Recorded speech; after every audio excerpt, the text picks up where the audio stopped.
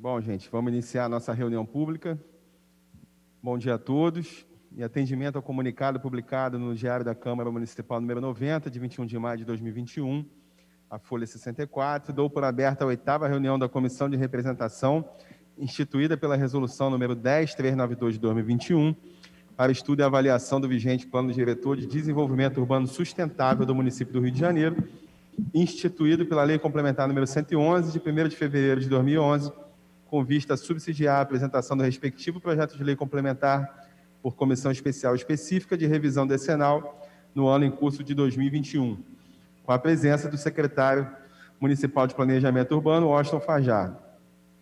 Essa comissão está assim constituída: vereador Rafael Aloysio Freitas, presidente; vereador Pedro Duarte, primeiro vice-presidente; vereadora Mônica Benício, segunda vice-presidente; vereadora Tainá de Paula, relatora; vereadores Jorge Felipe, Alexandre Esquerdo, Dr. Rogério Amorim, Rosa Fernandes, Valdir Brazão, Tereza Berger, Thaís Ferreira, William Siri, Vitor Hugo, João Mendes de Jesus, Tânia Bastos, Zico, Felipe Michel, Márcio Santos e Dr. Gilberto. Temos conosco como convidados o secretário municipal de Planejamento Urbano, Washington Fajardo; Valéria Razan, gerente de macroplanejamento da Secretaria Municipal de Planejamento Urbano; o senhor Celso Dantas de Aguiar, vice-presidente da Rio Indústria; senhora Mina Karakuchansky, do Conselho Consultivo da Rio Indústria; senhora Andréia de Miranda Santos, presidente da Associação de Moradores do Riachuelo Rocha; e o senhor Alexandre, convidado do vereador João Mendes de Jesus, que é engenheiro e servidor público. Para a apresentação, passo a palavra agora ao secretário Washington Fajardo. Bom dia, vereador. Obrigado pelo convite e, mais uma vez, felicito pela iniciativa dessa sequência de reuniões sobre o plano diretor, falando sobre cada área de planejamento da cidade. Hoje vamos falar sobre a área de planejamento 3, conhecida como Zona Norte. Eu vou pedir para o companheiro do audiovisual colocar ali uma apresentação na tela. Eu vou direto ao ponto, vereador, e fazer aqui, então, uma apresentação, eventualmente pedindo ajuda aqui da Valéria Zan nesse processo. Tá? A área de planejamento 3 é uma área estratégica para o futuro do Rio. É uma região que 2 planos diretores sucessivos, tanto de 92 quanto de 2011, colocam como área prioritária. Entretanto, a observação do desenvolvimento urbano da cidade, dos números de licenciamento, infelizmente mostram outro cenário. Não é uma região que tem realizado a transformação que se deseja. Por que uma área estratégica? Pelo fato da AP3 ser, depois da AP1, depois aqui da segunda RA, foco do Reviver Centro, é a região com maior concentração de empregos. Então, nós temos, entre AP1 e AP3, uma excelente distribuição de ofertas de empregos formais, uma excelente cobertura de infraestrutura de transporte, transporte público de alta capacidade. A P3 é cruzada por 3 ramais, 2 ramais ferroviários, 1 ramal metroviário, além do BRT, que se complementa, criando uma grelha de transporte público de muita qualidade, muito próxima do centro. Os tempos médios são curtíssimos. Entretanto, é uma região que não consegue dar a resposta de nova lógica urbanística. Isso tem a ver com alguns fenômenos que nós vamos tratar aqui hoje. Eu vou passar essa introdução rápida, porque eu já passei em outras ocasiões, só para mostrar que o plano diretor ele é uma convergência de várias outras metodologias internacionais, metropolitanas e municipais. Já foi elaborado um diagnóstico intersetorial integrado. Todo esse material está disponível no site do Plano Diretor, que é planodiretor.rio. Falei certo? É isso. Está aqui embaixo. Também é possível ver na tela. Eu sugiro muito e recomendo aqui à sociedade civil presente que acesse o site. Dentro do site é possível acompanhar as reuniões que estão acontecendo, toda sexta-feira, 4 horas da tarde, as plenárias, e também através do site as sequências de audiências públicas, temáticas e territoriais, que nós vamos começar agora em junho. Tá? Então, vou passar isso rápido. Esse processo participativo ali envolveu um chamamento da sociedade civil, além de uma primeira enquete pública. Então, a sociedade civil, as entidades foram chamadas a participar do processo de discussão e elaboração da minuta. São 111 entidades. E a primeira enquete pública já está no ar, a segunda enquete pública. Tivemos mais de 10 mil entradas. Tá? E dessas 10 mil entradas, 1.742 são pessoas, são moradores da P3. Tá? E aí nós trouxemos aqui já algumas, o companheiro do audiovisual já sacou aqui, é só ir acompanhando a minha tela, ele vai mudando. Obrigado. Algumas já informações dessa leitura da primeira enquete. Tá? Perdão. Então, que tipo de consideração a população considera em termos de visão a respeito da cidade? Então, é uma característica do Rio de Janeiro, indiscutível, sempre aparece a questão da natureza, então o maior número aí dessas visões afirmativas falam de uma cidade com a natureza, falam de valor cultural do carioca, que é também um valor único nosso, a alegria, a população acolhedora. Em terceiro lugar, falam das opções culturais, esporte e lazer. Então, essas são visões, digamos, positivas sobre o que queremos para o futuro da nossa cidade. Né? Então, em terceiro lugar, cidade com boas ofertas. Quarto lugar, onde encontro tudo perto da minha casa. Então, uma ideia de bairros eficientes e com uma boa economia local. Em quinto lugar, aparece a ideia de uma cidade diversa e democrática. Isso se conecta também com esse aspecto afetivo do carioca, que se entende como povo alegre. Isso aparece também depois como uma cidade boa para se viver. É muito interessante, aparece aí facilidade de andar a pé, oportunidades de empregos. Apesar da crise, isso sempre chama a atenção, a cidade está numa crise econômica, mas as pessoas colocam a dimensão do emprego não nos primeiros pontos, né? Acho que isso tem muito a ver com, de fato, uma compreensão que o carioca tem da sua cidade como um espaço público aberto, diverso, e uma cidade acolhedora, a tal ponto que a questão econômica nem aparece como prioritária. Depois aparece limpa e organizada, e aí o que chama mais a atenção, e isso tem a ver diretamente com a P3, porque nessa constituição de uma visão para a cidade, em último ponto apareceu a segura para se viver. Entretanto, quando nós falamos da P3, especificamente perguntando sobre os problemas, é um ponto de destaque. Tá? Então, a segurança é a grande reclamação que nós recebemos nessa nossa primeira enquete pública sobre a P3. Isso é diferente, por exemplo, a P5, que falamos na semana passada, onde aparece a questão da mobilidade. Ele é o maior incômodo para o morador da P5. Na P3 é a questão da segurança. Tá? Isso é o que aparece aqui de uma maneira bem clara. 27% falam da falta de segurança na P3. Tá? Depois, poucos locais para entretenimento, recreação e lazer. Também uma característica da infraestrutura, da estruturação urbana da P3. Isso explica muito também do fenômeno da P3 não conseguir, mesmo recebendo estímulos, em 2 planos diretores, ela não consegue realizar uma transformação. Estímulos ou de leis específicas, como estímulo para a Avenida Brasil, ou até as intervenções públicas, a resposta não é na mesma intensidade e duração. Tá? Então, falando sobre algumas regiões da P3, então aqui as maiores notas vêm das regiões de Irajá e da Ilha do Governador, e as menores vêm de Pavuna, Vigário Geral e Inhaúma. Tá? sobre a avaliação das características do bairro onde mora, tá?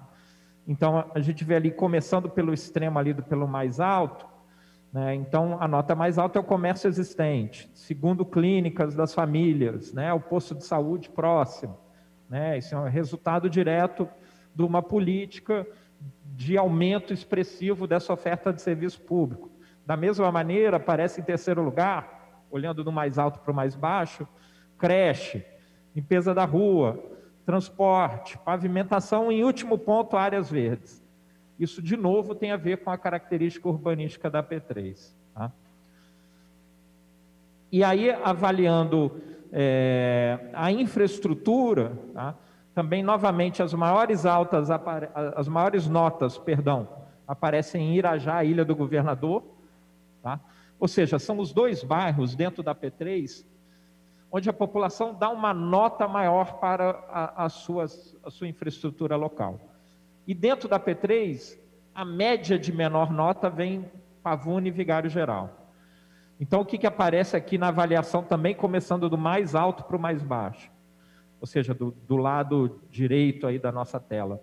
A coleta de lixo, bem pontuada, fornecimento de água encanada, o esgotamento, a iluminação, e, em último ponto, limpeza das praças e áreas verdes. Então, de novo, chama atenção para a dimensão do espaço público e áreas verdes. Tá? Então, é muito curioso que essa dimensão de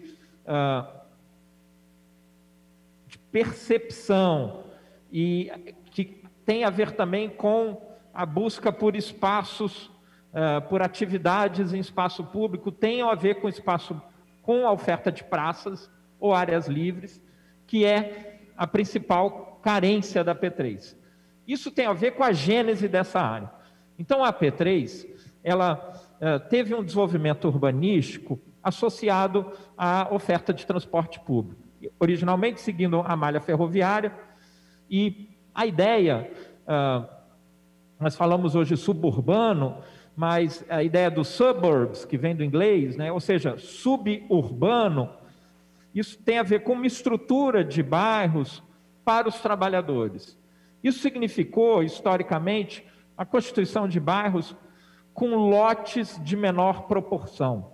Esses lotes de menor proporção privilegiaram um adensamento, uma geração de casas unifamiliares, associadas à malha ferroviária, com o objetivo, então, de que essa região fosse a região dos trabalhadores da área central. Então, essa primeira área de expansão, seguindo a malha ferroviária, ela, então, privilegiou na conversão de solo natural e, a partir do momento, solo infraestruturado, ela privilegiou a classe trabalhadora que pudesse, então, ter acesso garantido à moradia e ficando, então, a partir do transporte público, tendo acesso facilitado à área central. Tá?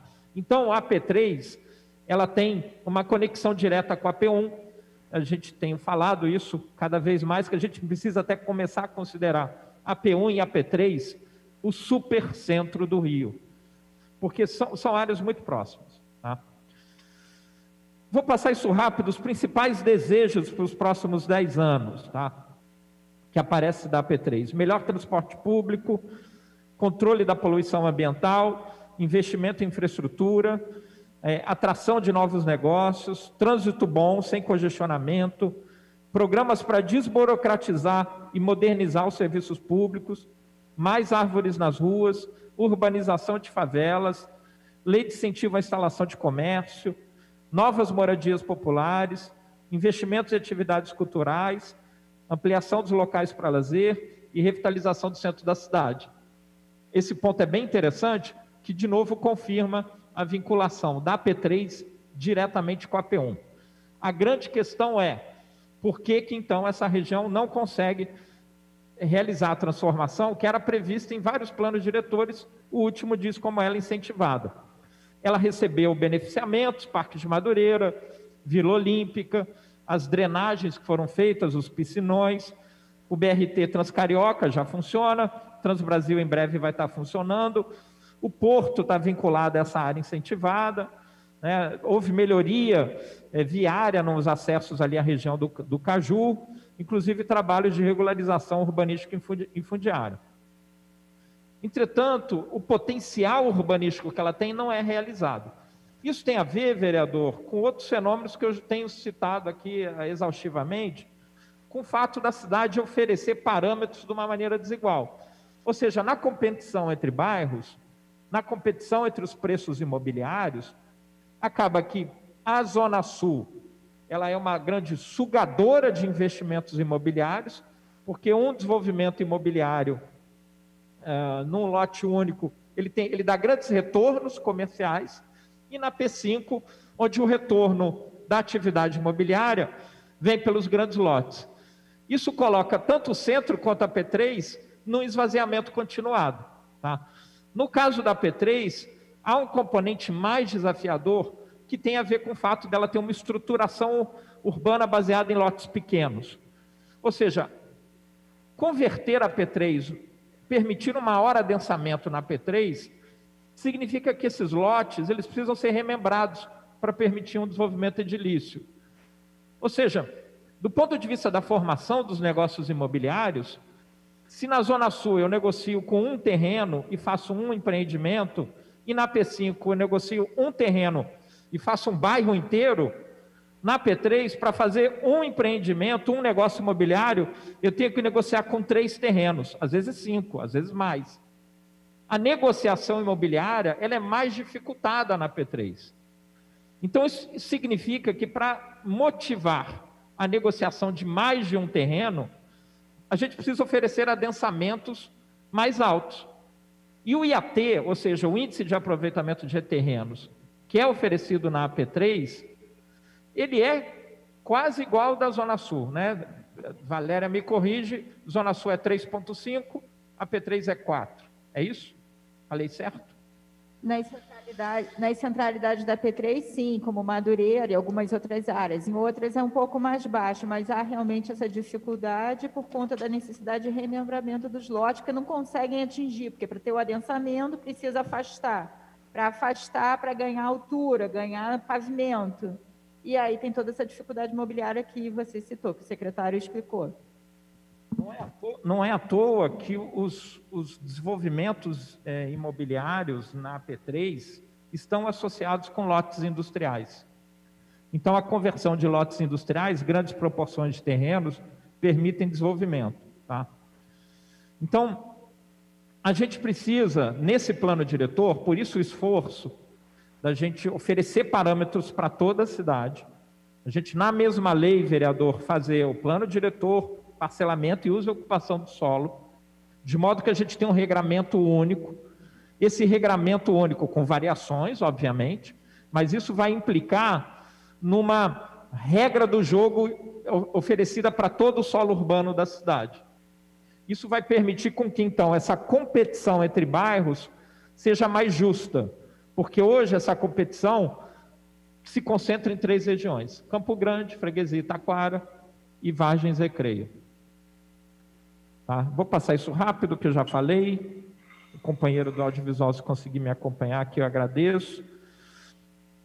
Especialmente na P3, isso que vocês estão vendo em cinza na P3, significa que ela então recebe parâmetros ainda do decreto 322 de 76 e o decreto 3.800 de 1970, com exceção ali da Penha, que teve um PEU. Não é à toa que quando a Penha recebeu um PEU, ela teve uma nova dinâmica imobiliária. Talvez assuste para algumas pessoas eu falar tanto em dinâmica imobiliária, mas é como a cidade se desenvolve. Tá?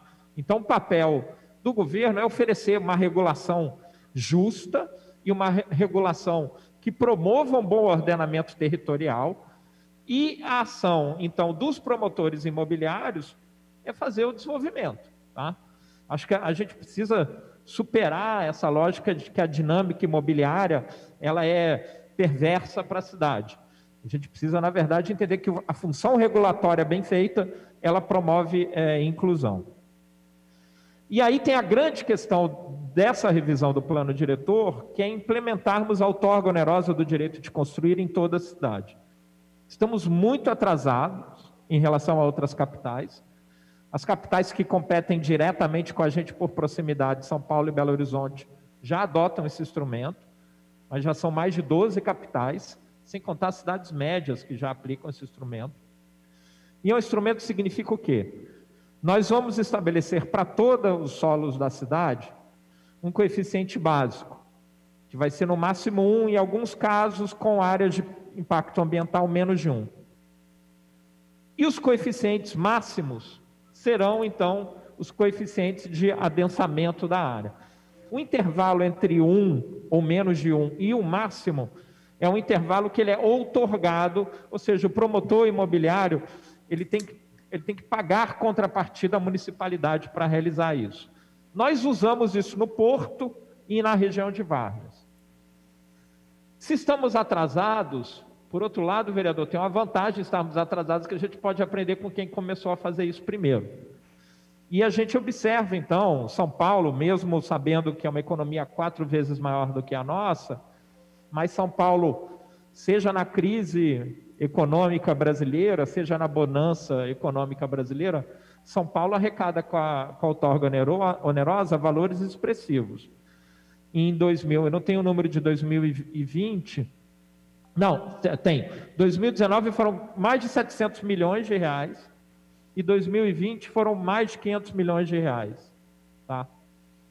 Ou seja, inclusive no contexto já de pandemia, a outorga onerosa se mostrando um mecanismo de financiamento da urbanização. Tá? Então, é um mecanismo muito importante, defendido por especialistas, academia, e ele mostra que ele cria um modo da cidade, com o seu desenvolvimento imobiliário, produzir recurso para fazer investimento. Na medida que a cidade tem um modo de fazer investimentos, a cidade consegue, inclusive, determinar com qualidade a sua expansão urbanística. Isso é radicalmente distinto da cidade que oferece parâmetros sem ter como fazer investimento. É o que acontece na P5.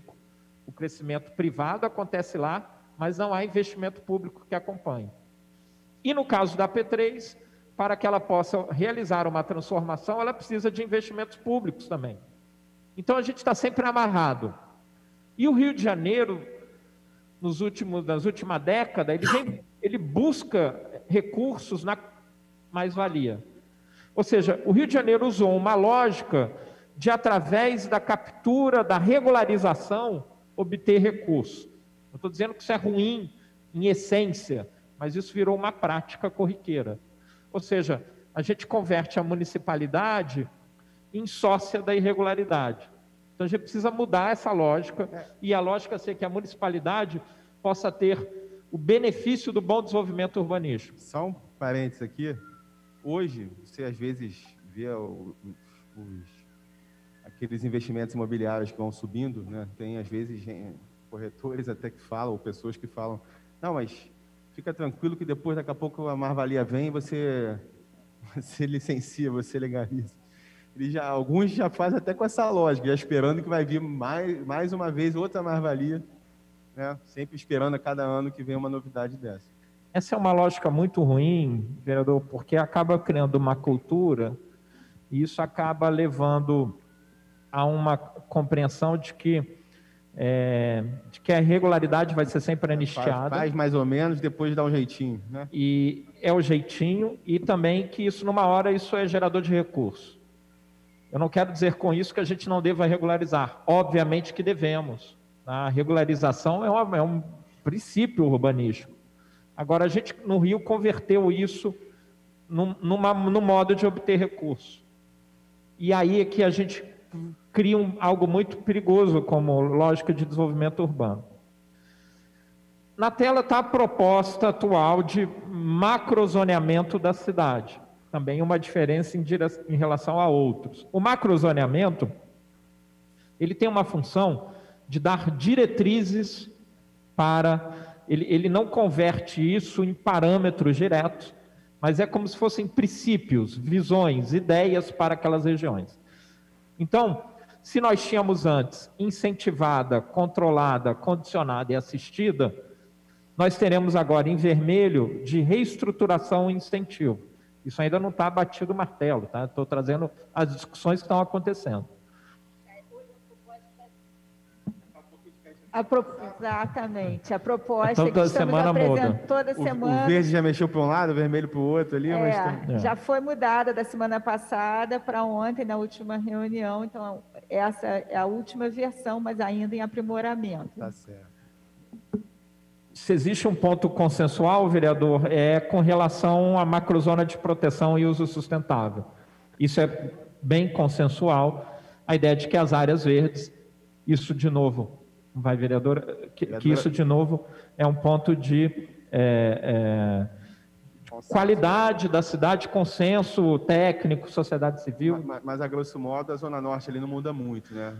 Não, a diferença que existe agora é uma ideia de que a P3 ela precisa se articular melhor com esse corredor, acompanhando o corredor de transporte com a P5.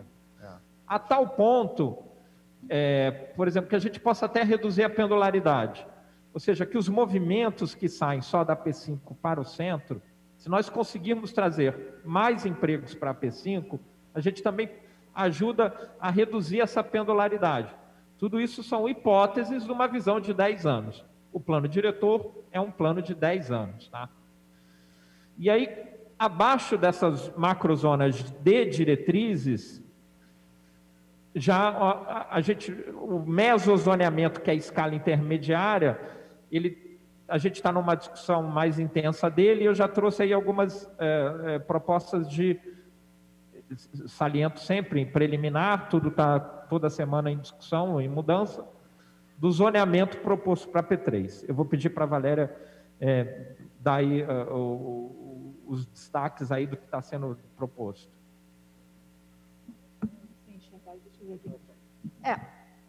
Eu acho o principal conceito aqui para as propostas da P3, que estão sendo desenvolvidas no âmbito do título 6, que é o uso e ocupação do solo, elas tratam, então, de ampliar a visão do uso misto para a cidade, porque, como o secretário já explicou, nós temos dois problemas na P3. Uma que a maior parte do zoneamento em vigor, ele data de 1976, em que a gente tem um zoneamento com pequenas faixas de profundidade de 33 metros, que é onde você permite o uso comercial, através dos corredores CB1, CB2 e CB3, e o resto é uso residencial. Isso alinhado de uma forma aos lotes de 125 metros quadrados, como o secretário explicou aqui, que é essa dificuldade que gera na modelagem imobiliária, você não consegue ter um adensamento com melhor aproveitamento dos lotes, essa intensificação do uso, e você acaba muitas vezes ficando sem essa renovação imobiliária, sem a implementação de projetos de alinhamento, que muitas vezes viabilizam, inclusive, melhor qualidade do espaço público e da mobilidade ativa para os pedestres também, e implementação de ciclovias. A gente tem espaços públicos com calçadas muito estreitas, né, pouca arborização. A arborização também é necessária para a melhoria do ambiente urbano, e ela demanda também de espaços livres maiores nas calçadas. Então, eu estou falando isso tudo porque é um contexto urbano que tem que ser avaliado não somente em relação aos parâmetros. Então, nessa proposta, a gente vê os corredores em vermelho como zonas de comércio e serviços, onde a gente tem uma maior ampliação das atividades, né, que são os corredores já tradicionais que permeiam todos esses bairros. A gente tem a definição de algumas zonas de conservação ambiental, tentando ampliar, as zonas de conservação ambiental, que são as verdes, onde a gente tem não só a borda do maciço aqui da Pedra Branca, no limite com a AP4, mas também algumas áreas que a gente faz essa zona de amortecimento, essas bordas de amortecimento, e a gente tem também algumas zonas de uso misto, que a gente permite não só o uso comercial de serviços residencial, mas também o uso industrial, tá? O ZRM4 é uma proposta que ainda está numa fase de transição também de discussão sobre ZRM4 e ZEIS. Então, vocês veem a Maré, por exemplo, marcada como ZRM4, e essa proposta está na discussão também com o grupo. Esse trabalho é um trabalho da Coordenadoria de Planejamento Local, mas vinculado também aos estudos que estão sendo feitos no âmbito dos instrumentos do plano diretor. Então, um dos instrumentos é a gente implementar as zonas de ZEIS de interesse social. Hoje, no Rio de Janeiro, a gente só tem as áreas de especial interesse social, que são um instrumento da Secretaria Municipal de Habitação para investimentos em obras nas favelas e nos loteamentos irregulares, etc. Mas a proposta é que a gente tenha essas zonas que definam parâmetros dentro da malha urbana, consolidando essas áreas de favelas, mas não só as áreas já ocupadas, como também alguns vazios urbanos, para que a gente tenha a possibilidade de definir investimentos, recursos, enfim, e permanecer com áreas já infraestruturadas com uma população de baixa renda. Essa é a ideia das ZEIS. Tá? Então, essa ZRM4 é uma fase ainda em transição, estamos fechando isso. Qual é a característica que nós temos nessa área? Na AP3 também aparecem as áreas com os IDHs mais desafiadores do município, tá? Especialmente nessa faixa que faz essa transição metropolitana, Vigário Geral, Jardim América, Parque Colúmbia, Costa Barros, Anchieta, nós vamos ter ali vulnerabilidades sociais muito intensas, tá? Isso, de novo, aparece, isso explica o que eu falei antes sobre as notas baixas que aparecem nessa região. Então, é uma área bastante desafiadora.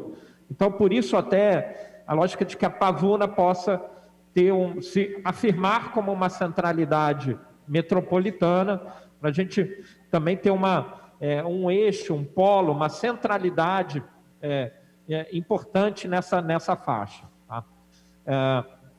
Uma característica da região também é a intensa setorização. Ou seja, na P3, você está sempre limitado ou por um leito férreo, ou por um leito do metrô, ou por um sistema de serras e morros. Tá?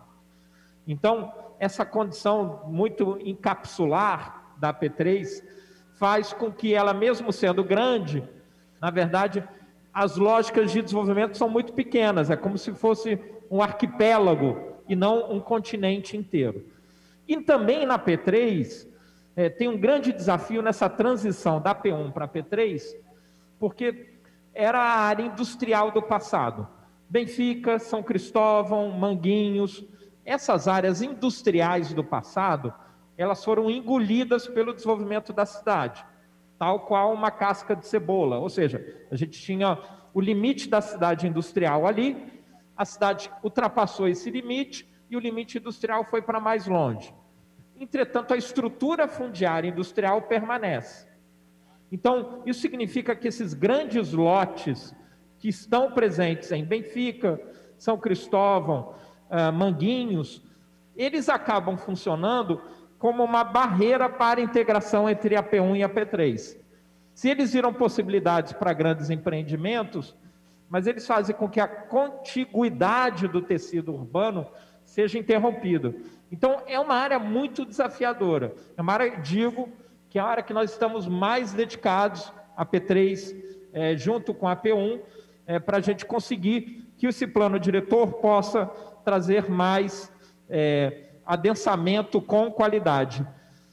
E a qualidade deve estar presente aonde? Deve estar presente na oferta de espaço público. Então, como criar espaço público a partir de lotes privados? Então, essa é uma grande questão. Por isso que a gente precisa da outorga onerosa do direito de construir, para ter uma capacidade de fazer intervenções, e por isso a gente vai precisar de instrumentos urbanísticos mais inovadores, como, por exemplo, o espaço público de propriedade privada, consórcio urbanístico, operação urbana consorciada, ou seja, mecanismos para que possam ser criados espaços públicos numa área que é importante que possa ter um novo adensamento. Eu falei de AP3 só para mostrar a Ilha do Governador, que é uma outra situação totalmente diversa, que é muito mais de manutenção, qualificação e, em hipótese nenhuma, adensamento, porque não tem capacidade de suporte para isso. Tá? Então, isso é bem distinto, ela está dentro da AP3, mas eu quero até dizer, AP3 e ilha, a ilha é outra proposta, no sentido contrário, tá? É no sentido totalmente contrário, porque ela não tem capacidade de suporte, tá? Eu vou pedir para colocar outra apresentação rapidinho.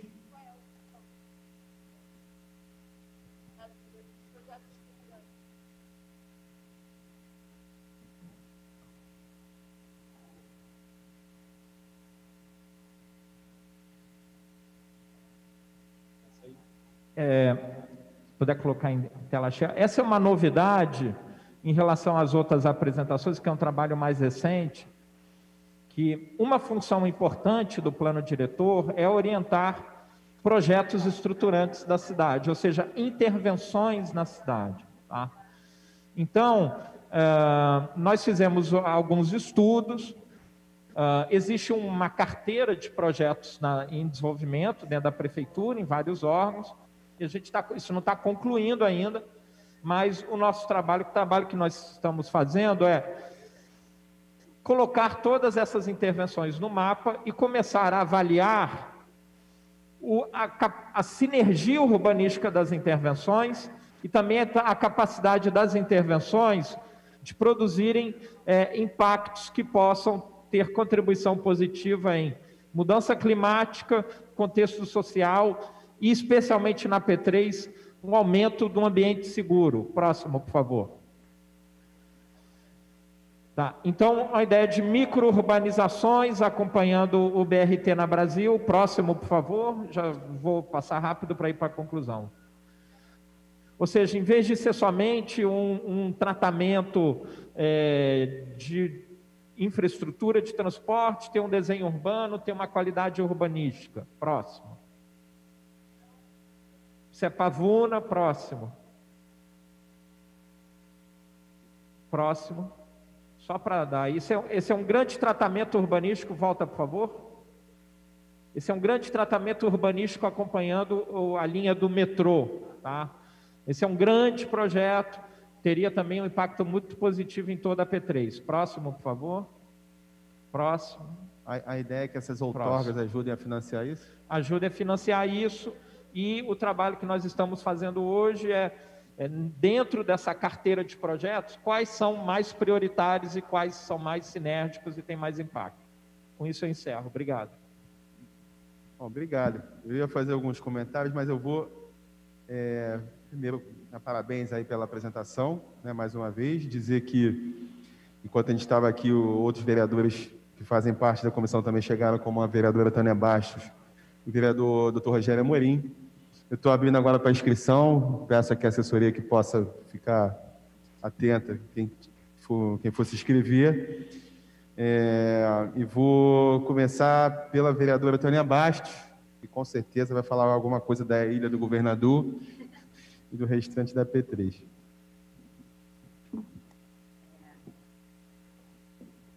Bom dia. Bom dia, secretário. Bom dia a todos e a todas. Obrigada, vereador Rafael Lúcio de Freitas, pela essa oportunidade de estar aqui sendo a primeira, né, para falar a respeito desse projeto, mega projeto para a cidade.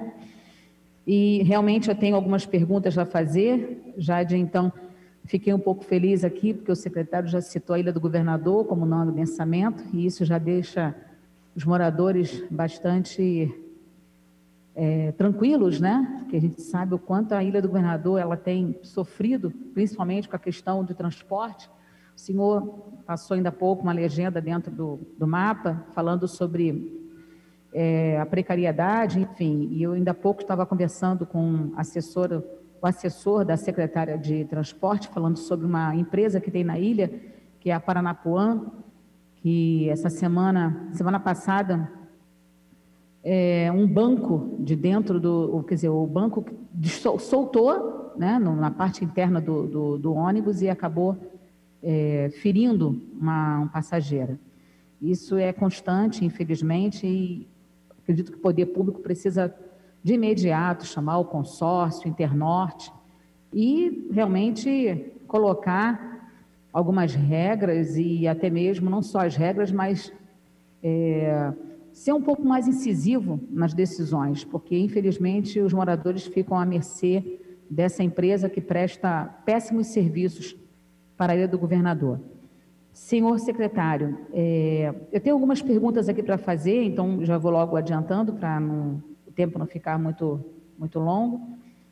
Primeiro é o seguinte, o senhor trouxe, né, para a reunião o conceito das novas divisões, das zonas do novo plano diretor, e citou a P3. Então, primeiro eu gostaria de saber qual é o impacto desse novo conceito para o bairro onde eu moro, que é a Ilha do Governador. A segunda pergunta, o senhor falou sobre os programas de moradias, né, os programas de moradias para a P3. Se o senhor pudesse citar, por favor, os bairros da P3 que estarão recebendo, né, esses programas, também é interessante a gente ter ciência, até para conversar depois com os moradores, levar, enfim, as propostas. Também o senhor falou a questão do plano diretor, né, que vai ampliar o conceito de moradias da P3. E eu gostaria muito de saber como estão as mudanças, né, e se vão refletir na Ilha do Governador, essas mudanças. Além disso, tem outra pergunta. O senhor afirma também tem afirmado que a Reviver, né, no centro, pode ser votado em separado do plano diretor. Eu queria saber, além disso, se a ilha vai entrar nesse plano, nesse impacto, né, de operação interligada, se há alguma proposta para a Ilha do Governador nesse impacto, se vai haver, né, algum impacto na operação interligada.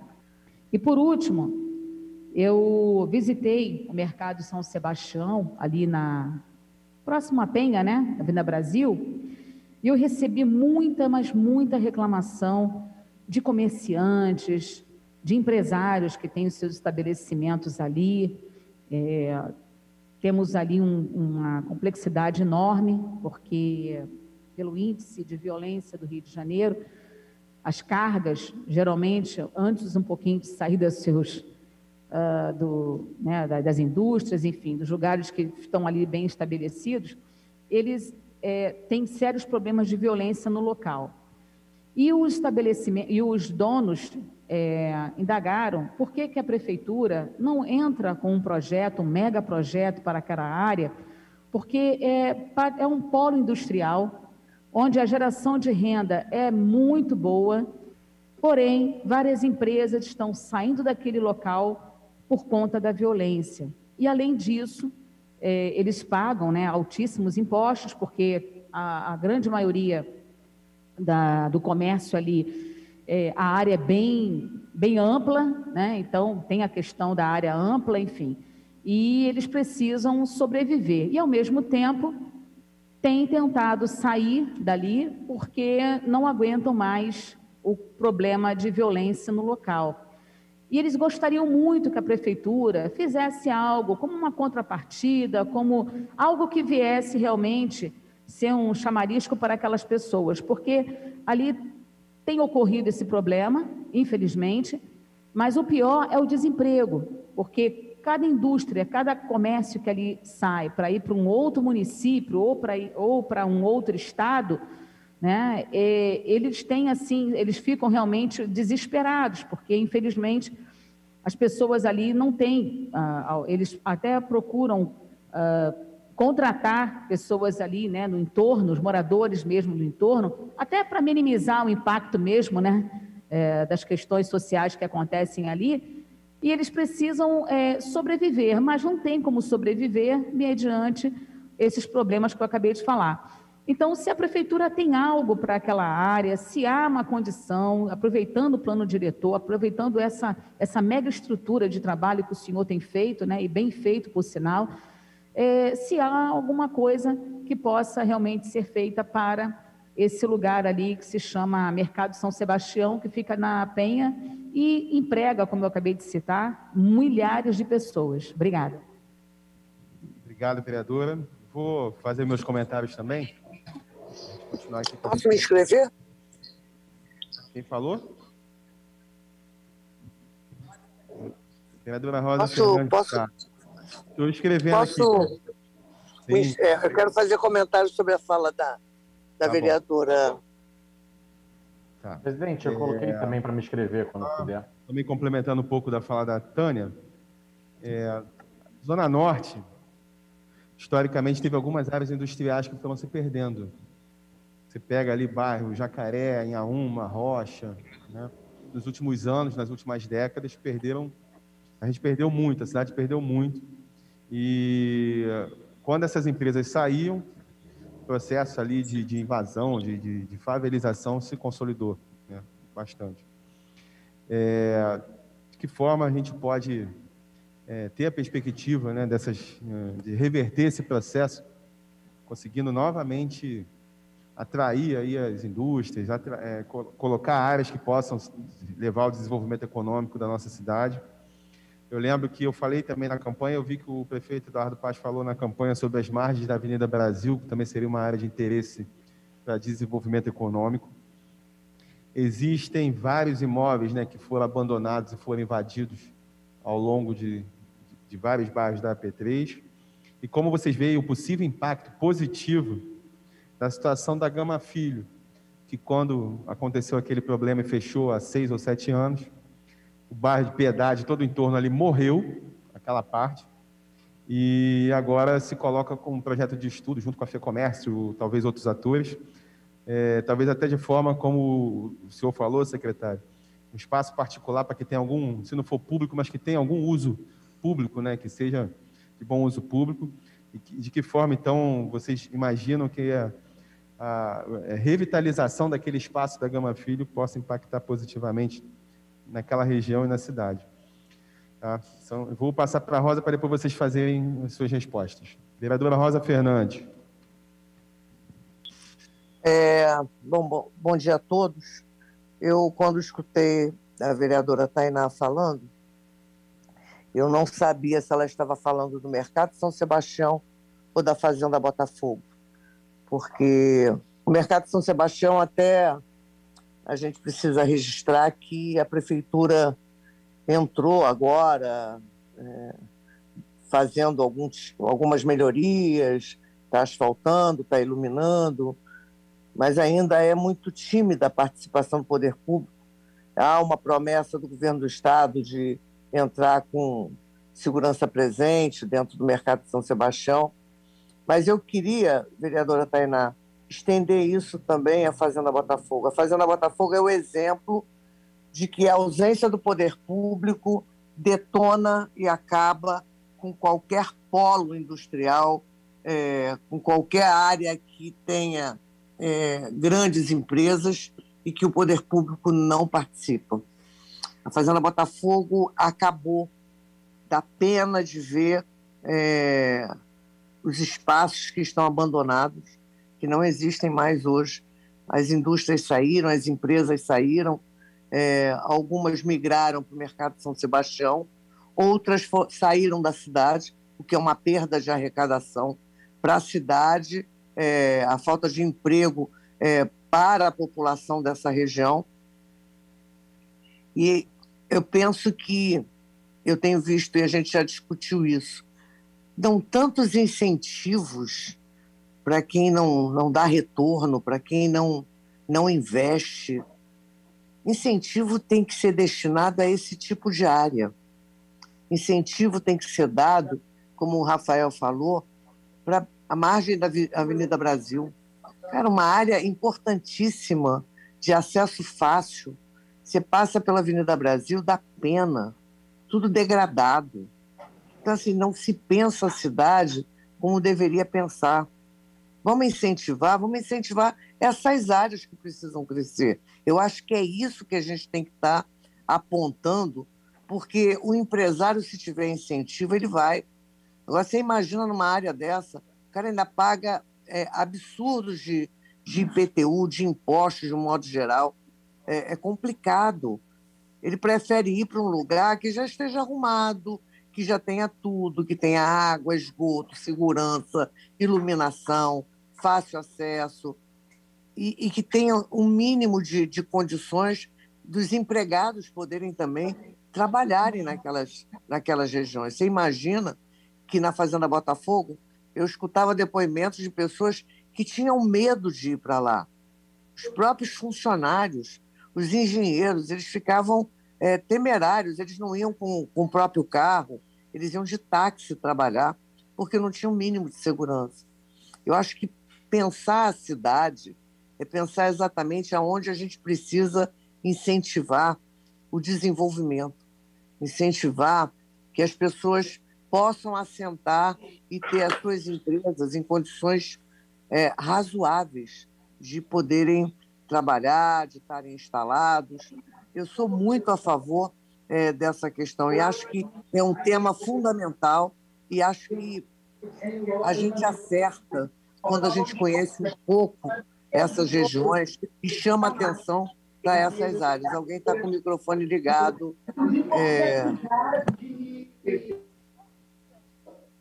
Isso. Eu acho que o caminho é esse, sabe, Tainá? Eu acho que você conhece uma parte da cidade, Rafael conhece outra área, eu conheço outra área, os vereadores conhecem a ponta e a gente consegue mostrar exatamente aonde tem necessidade de ter incentivo. Aí sim eu acho que vale a pena, entendeu? Eu acho que isso tem que ser uma coisa determinada. E a gente não precisa nem esperar a conclusão do plano diretor. Eu acho que nas nossas discussões com o secretário de Fazenda, eu acho que a gente tem que apontar isso, sabe? Reavalia, foi o que eu falei na outra reunião. A gente não tem um relatório dos investimentos e da contrapartida para as isenções que são dadas. Eu acho que a gente tem que apontar a direção que esses incentivos precisam acontecer. Eu acho que é por aí, o caminho é esse, e eu acho que a gente tem que bater nessa tecla. Obrigada aí, Rafael. Rosa, só para retificar, foi Tânia Bastos que falou. Tainá, Tânia. Foi Tânia? Pensei que era Tainá, porque assim, onde Tainá está, ninguém mais fala, só ela. Pelas Tânias e Tainás. Tainá, Tânia. Mas vamos lá. Bom, o secretário com a palavra, depois a gente vai para a segunda sequência dos inscritos. Então, vamos lá. Agradecendo os comentários. Vereadora Tânia, a ilha ela tem a sua condição geográfica, capacidade de suporte, especialmente o transporte, colocam ela como macrozona controlada e ela, por isso que eu fiz até a distinção, aquilo que pretendemos para, vamos dizer, a AP3 continental, não vale para a ilha, porque de fato ela não tem uma capacidade para receber o adensamento, tá? Então, nesse sentido, mesmo a lógica da oferta de moradias, por exemplo, não está considerada a ilha, entendendo obviamente que o papel do plano diretor é definir essas regras do jogo, é necessário uma política habitacional, porque por um lado a ilha e toda a AP3 precisa de ter uma gestão dedicada com relação às áreas informais, que precisam receber melhorias, obviamente. Tá? Por outro lado, eu já recebi alguns alertas de moradores da ilha com relação ao Minha Casa Minha Vida, por exemplo, que traz uma possibilidade de edificações até 5 pavimentos, e isso fere o regramento urbanístico da ilha. Então, já recebi moradores reclamando, mas é uma condição que o Minha Casa Minha Vida, onde ele se implanta, ele pode realizar esses 5 pavimentos. Tá? Tem uma condição específica. Com relação a Reviver e plano diretor, o Reviver ele trata de uma segunda RA, ele é um projeto urbano, conforme o artigo 67 do atual plano diretor, e ele não exerce impacto em relação a densidades construtivas entre áreas, ele não altera regramento entre zonas, ele, mesmo a operação interligada, ela estabelece uma relação entre um imóvel no centro e imóveis em outras áreas da cidade. E essa relação, ela é pontual, ou seja, é um imóvel aqui, um imóvel em outras áreas. E os imóveis nessas outras áreas, eles, a gente já mostrou aqui e mostramos nossos estudos e todas as nossas análises, mesmo que eles acontecessem na sua totalidade, isso não produziria impacto relevante, fica na ordem de 1%, isso não teria nenhum impacto, e a ilha também não está contemplada nesse processo. Com relação ao mercado São Sebastião,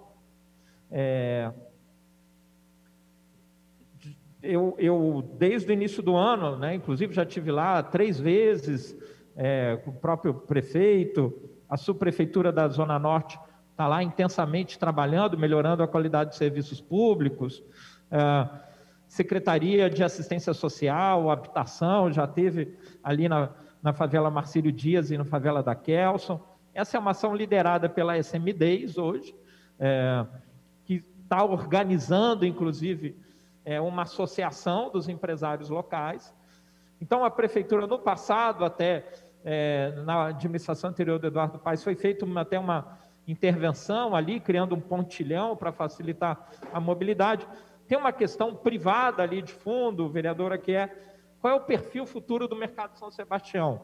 Então, por isso, a SM10 tem feito essa discussão, ou seja, qual é a visão do desenvolvimento ali da área, porque a área tem se transformado, ou seja, como uma área de logística atacadista, ela tem recebido cada vez mais empresas de containers, um outro tipo de utilização. Então, pelo contrário, até, vereador, assim, tem um trabalho muito intenso em curso lá, acho que em breve isso vai ficar mais evidente. Ele passa por uma dimensão privada também, no sentido que a definição da vocação e a capacidade econômica vem mais do setor privado. Mas existe um trabalho continuado em curso, eu acho que vereadora pode solicitar informação sobre isso. Vereador Rafael, como eu comentei, essas áreas industriais, ou elas se convertem em possibilidades dos grandes empreendimentos, tá? Isso se tem um aspecto positivo, por outro lado, mas de novo a gente fica numa situação que não existe um regramento geral que permita uma transformação urbanística, é sempre algo pontual, isso tem a ver com a estrutura fundiária, é natural que o mercado procure grandes terrenos e não queira negociar pequenos terrenos em remembramento, tá? O que a gente precisa nem é tanto um fenômeno da P3, mas especialmente na P5, é uma discussão que a gente está tendo, que esses grandes empreendimentos eles precisam ter a obrigação de fazer arruamento, de fazer logradouros públicos, e a gente evitar essa solução exclusiva da condominialização, tá? Eu tive ali na Avenida Meriti, então tem ali um grande empreendimento imobiliário no antigo terreno da fábrica de cimento Irajazinho, e você vê que uma grande área se converte num grande empreendimento imobiliário sem nenhuma qualificação de espaço público. Então faz a calçada, mas é só a calçada, o espaço fica murado, a gente pretende mudar isso trazendo um regramento, e até o que nós queremos que essa passe a ser a função do PEU, ou seja, o PEU ser um implantador de desenho urbanístico, tá? Com relação à Avenida Brasil, vereador, é um grande desafio, porque recebeu um estímulo, foi feito um estudo, uma área de especial interesse urbanístico, ofertando estímulos, um IAT específico, e ela não aconteceu. Hipótese, esses IATs, eles não são competitivos o suficiente em relação a outras áreas. Ou seja, essa oferta de adensamento em relação, de novo, a uma Zona Sul que é sugadora de dinâmica imobiliária e uma P5 que oferece grandes glebas, você fica num limbo de formação de preço. Você ficar no limbo de formação de preço é o pior cenário, porque ninguém te interessa por você, tá? Então é teoria dos jogos. A disputa, quem ganha a disputa, ou é quem está isolado, ou é a grande quantidade. A gente precisa mudar isso, e o plano diretor irá ajudar a mudar isso, na medida que ele vai oferecer parâmetros para toda a cidade. estamos muito atrasados. O fato do Rio de Janeiro não ter parâmetros para toda a cidade é muito ruim para a nossa dinâmica imobiliária. A Gama Filho, ela se insere num outro contexto, é o caráter mais pontual revitalizador, que é uma característica também da P3, que tem, digamos, esses passivos ambientais, né? Então, a Gama Filho é o contrário. É a partir de uma intervenção. O Jaime Lerner fala muito da acupuntura urbana, né? Isso muitas vezes dá a ideia de que basta apertar um ponto, as coisas acontecem. Olha, a acupuntura é uma ciência milenar, então eles têm uma profunda compreensão do organismo. Então aperta naquele ponto, porque na verdade sabe muito bem como o organismo funciona, né? Levaram milênios, aí muito teste e erro, aperta aqui, morre, até chegar numa base de conhecimento. Levou milênios isso. E uma parte da medicina chinesa reconhecida pela ciência racionalista ocidental. Ou seja, existe um conhecimento por detrás, por isso que você aperta no ponto certo.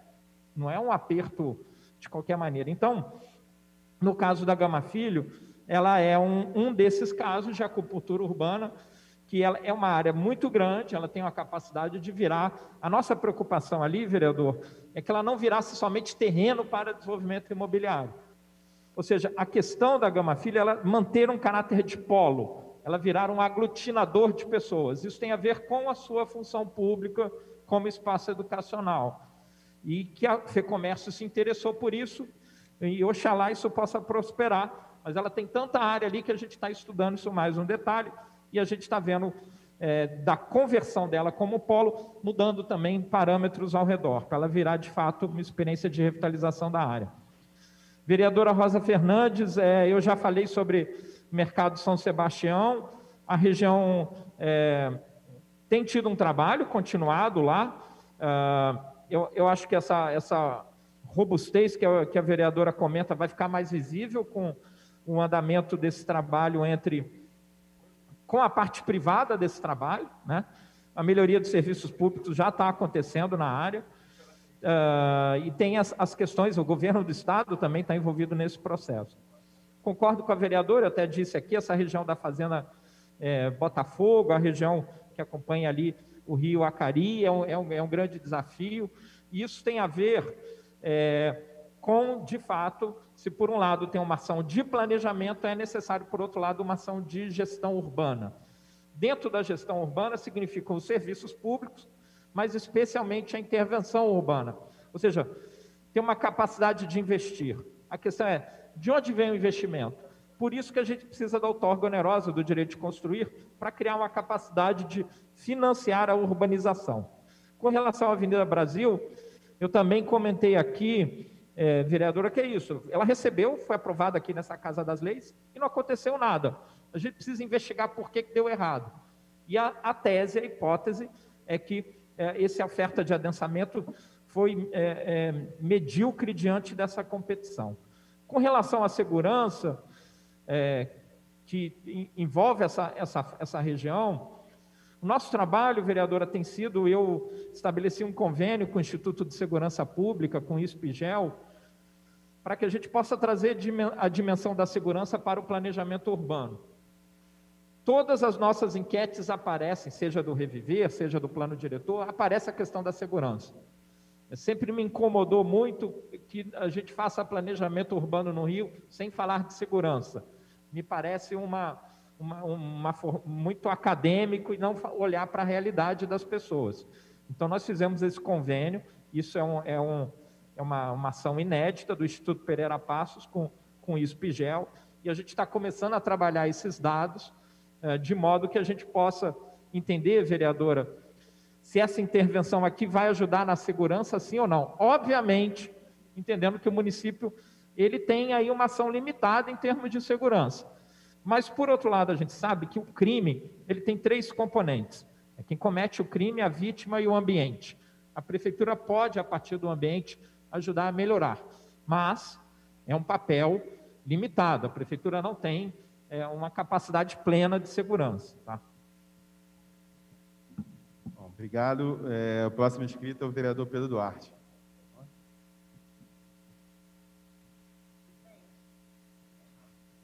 Bom dia, boa tarde. Boa tarde a todos. Presidente, muito obrigado pela palavra. Em nome do senhor, cumprimento a todos os vereadores.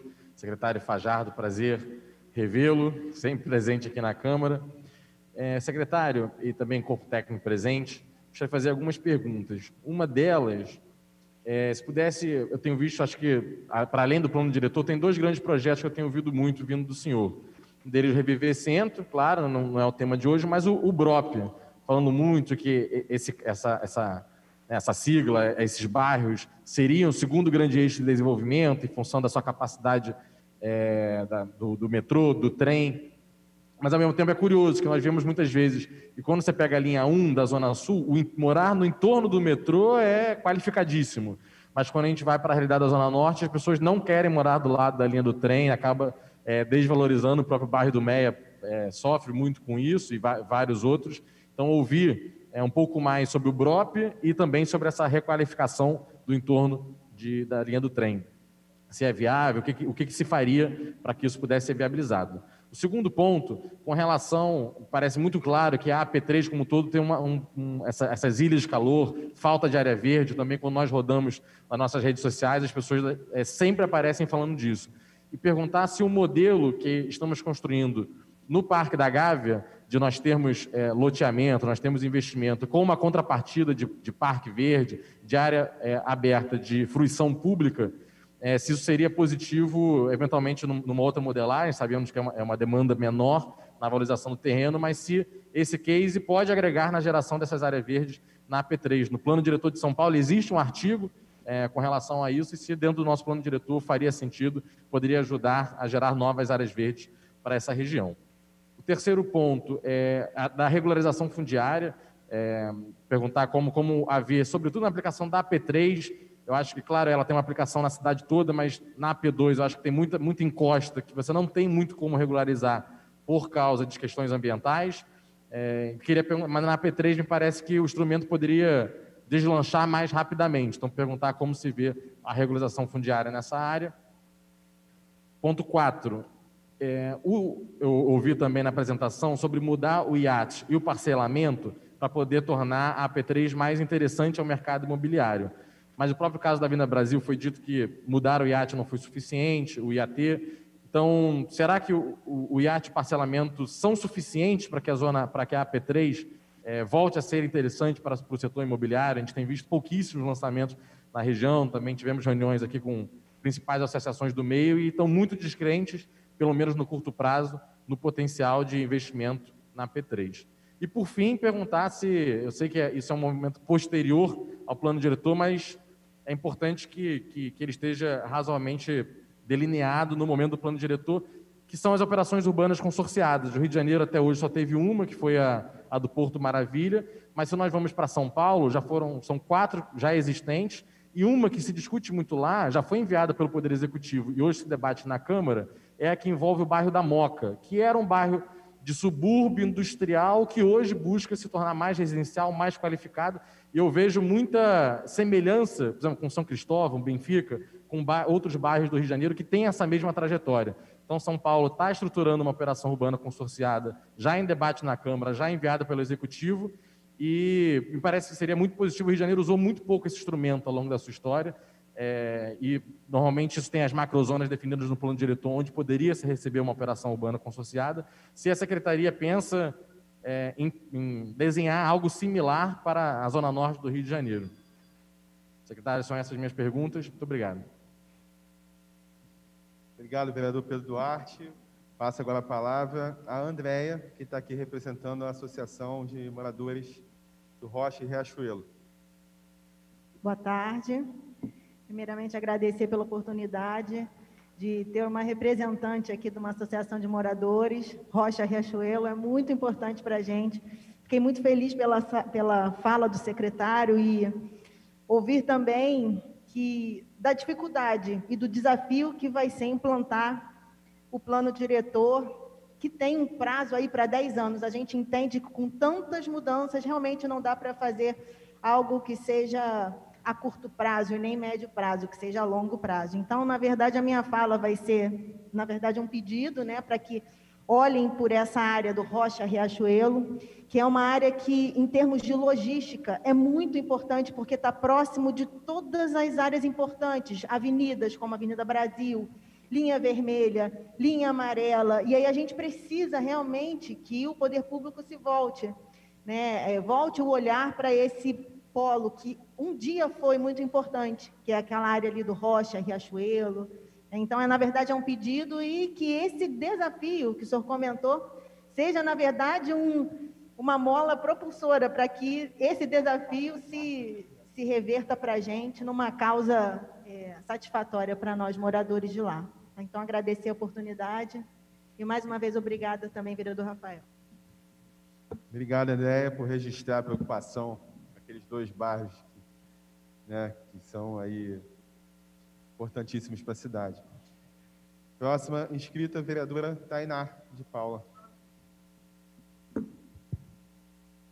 Primeiramente, obrigada, presidente. Saudar a única representante aqui da sociedade civil, os participantes, os vereadores, nobres vereadores que estão nos acompanhando pelo Zoom e, claro, secretário Fajardo.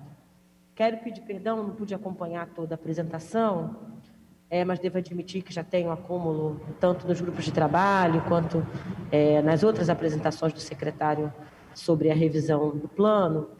E queria pontuar, muito na linha do que Rafael nos colocou, sobre a necessidade de a gente avaliar a Zona Norte a partir desse esvaziamento, desse processo de esvaziamento do processo pós-industrialização.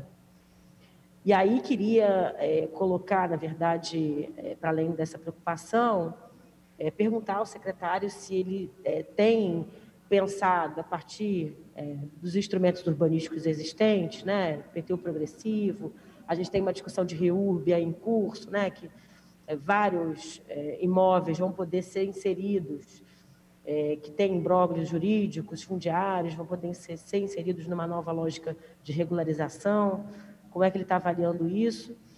Pensar se há já um apontamento das possíveis operações urbanas na cidade, se ele vem fazendo essa reflexão. A gente tem aí uma discussão quase que eterna, né, da Avenida Brasil, dos arredores da Avenida Brasil. Então, queria, para além da Brasil, acho que Martin Luther King, tem ruas históricas aí que passam, são pontuadas ao longo do processo de planejamento da cidade como possíveis operações urbanas.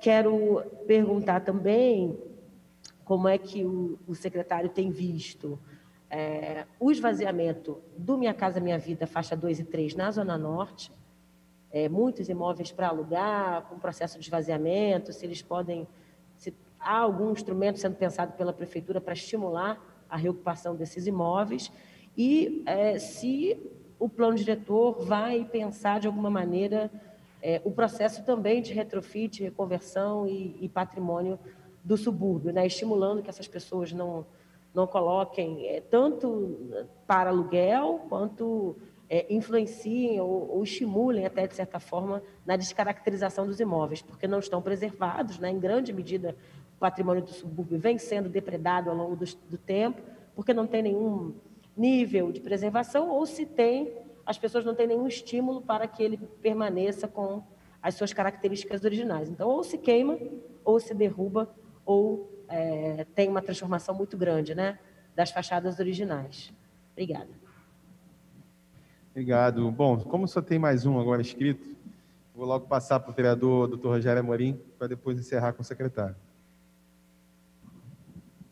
Boa tarde a todos, boa tarde, secretário. Mais uma vez agradecendo a presença de Vossa Senhoria, mais uma vez aqui na casa, dando esse crédito, essa interação com o Legislativo tão importante para o desenvolvimento da cidade do Rio de Janeiro, conforme comentei na última reunião. Eu considero, secretário, que a P3, obviamente, não desmerecendo as outras, ou a complexidade das outras, uma área extremamente heterogênea. Nós podemos até subdividi-las em muitos pedaços, porque nós temos ali, por exemplo, aquela região do Meia, aqui o nosso vereador Rafael Luiz Freitas, representante da região, e tem uma característica muito própria, uma região comercial já bem estabelecida, com uma população muito tradicional, um comércio muito aquecido, e até mesmo o mercado imobiliário, e com suas vias ali, respirando o bairro Dias da Cruz, a região comercial muito pujante e muito aquecida, que tem uma característica de não pedir muito no sentido de desenvolvimento, porque já está ali e já tem as condições para o seu crescimento. Óbvio, carece, assim como a Tijuca, eu costumo dizer que o Meier tem muita característica da Tijuca, minha área, se parecem muito. É uma área que tem os serviços já relativamente estabelecidos, a infraestrutura relativamente estabelecida, e carece basicamente ali, mais uma vez eu bato nessa tecla, de ordenamento urbano, porque a desordem tomou conta do bairro. Essa é a grande realidade. Então, para esse setor da cidade, da AP3, eu já fico com a minha pergunta: como na prática vamos lidar com isso? Como é que o senhor prevê, com a integração com as outras secretarias, por exemplo, Secretaria de Ordem Pública, conter o comércio ilegal, que tanto mal faz ao comércio legalizado, a circulação de pessoa, ao morador de rua, que é um problema seríssimo do Meier, né, vereador?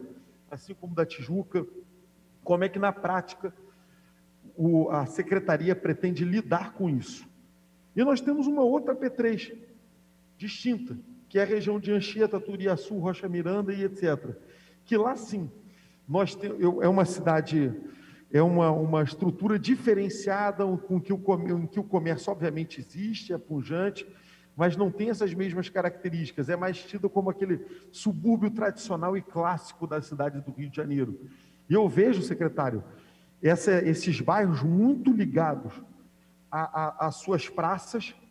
Se nós formos ver todos esses bairros, todas essas ruas principais, tem praças que estão extremamente degradadas, mal conservadas, e também, mas essas carecem muito de serviços básicos, coleta de lixo, etc. E não só isso, também do ordenamento, é óbvio, mas aí volta na questão que o Pedro falou muito bem. São vias que estão em torno do que poderia ser um estímulo, que são estações de metrô, de trem, etc., mas que isso acaba sendo um grande impeditivo para o desenvolvimento dessas regiões. Então, eu também pergunto, na prática, qual é o planejamento real da secretaria para o desenvolvimento verdadeiro das regiões como Rocha Miranda, Anchieta, Turiaçu, que sofrem tanto com o problema que não é simplesmente o planejamento da região, já que o senhor coloca muito bem que planejar, às vezes, fica muito na teoria, e quando a gente parte para a prática, a dificuldade se encontra. Então, como é que, na prática, a secretaria vê esses 10 próximos anos do plano diretor nessas duas características diferentes? Uma região da AP3, como o Meier, ou até mesmo o Madureira, que já tem uma estrutura, já tem escola, já tem saúde, já tem educação. Eu sei que alguns pontos precarizados, mas que a estrutura já está lá, pelo menos, mas que tem uma desordem danada, e nós estamos num quadro de desemprego tremendo na cidade do Rio de Janeiro, 15 milhões de desempregados.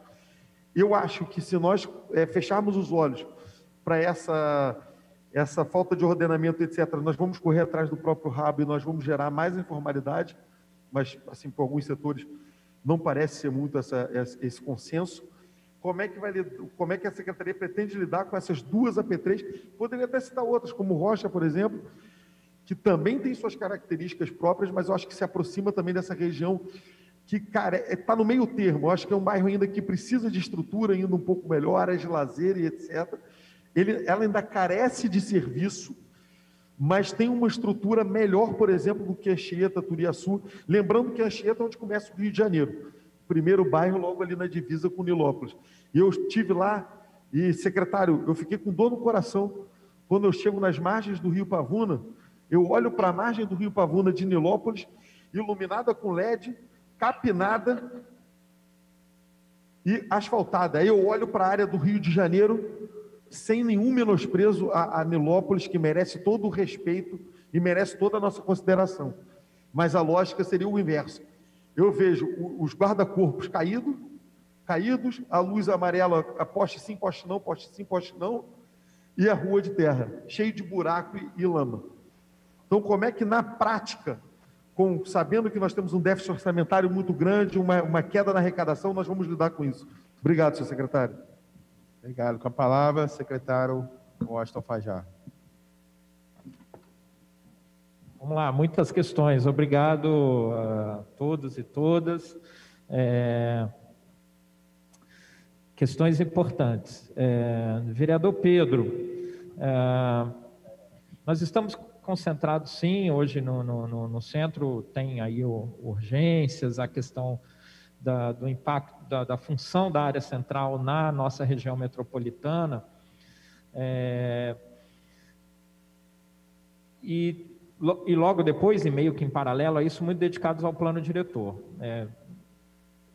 Não imagino que o plano diretor se encerre tão rapidamente, mas a gente quer logo avançar para essa região que eu tenho chamado de BROP, que é Bom Sucesso, Ramos, Olaria, Penha, que é uma questão interessante para a gente compreender também da P3. Esse ramal da Leopoldina, as estações coincidem com as centralidades dos bairros.